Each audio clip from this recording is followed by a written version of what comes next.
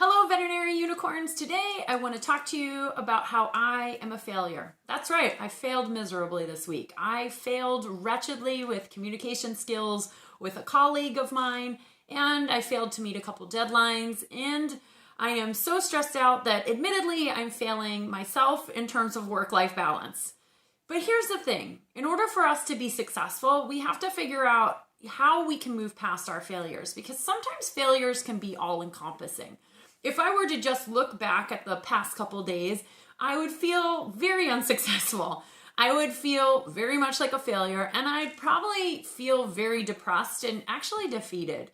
And I do to some extent. So how do we move past when we failed, when we don't complete something to our liking, or when we flat out just don't get it right? The reality is that most of us are going to fail more than we are going to be successful.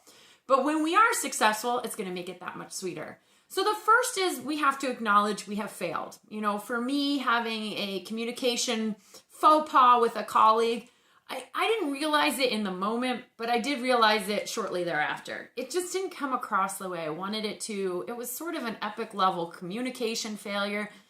Even though I apologized, I haven't quite moved past it. We have to recognize also we're not alone. I am not the only person to have a communication failure. In fact, most of us in life are going to have a communication failure. We're going to fail also other things like tests, relationships, just life in general. We're going to fail at it, and it's okay. The next thing we have to do is just learn from it. We have to realize, okay, what did I do wrong, and how can I make sure that never happens again? Because that was not a good feeling. So I look back at this communication failure and I realize we're two very different individuals, and we probably need to have a conversation about what makes us tick and actually how to even communicate together, which we've not done. We were just sort of thrown into a pile of people, made to work together, and it's not working out. And that's okay. It's totally fine to admit that, you know what, we're struggling with communication, but the biggest thing we can do is learn from it.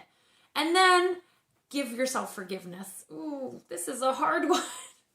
That's a hard one. I'm probably my own worst enemy, honestly. I go to sleep at night, I worry about stuff, I wake up in the middle of the night and I think, oh, I should have done that differently, or I failed that exam, or I failed doing X, Y, and Z, or I didn't meet that deadline. I'm a complete and utter failure. I had these goals set out in my life and I just didn't get to them. I'm a complete and utter failure. Just stop. You got to give yourself some forgiveness and tell yourself what your best friend would tell you. They'd say, Amy, it's okay. You're going to get it next time. You don't have to be perfect. Nobody's perfect. So accepting the failure and forgiving oneself, that's the hardest part, but it's so important.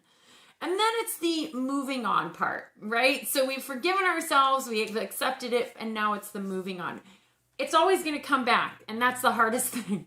For me, I will look back on sort of instances with this particular colleague, or I can think back even years ago, major failures that happened in my life. And I wish that they had not, but they did. And so when those thoughts come creeping back up into your brain, realize that, again, that's that learning point. It's kind of good that we don't forget about those things, because that's what ensures that we don't do those same mistakes again, and we just seek to improve.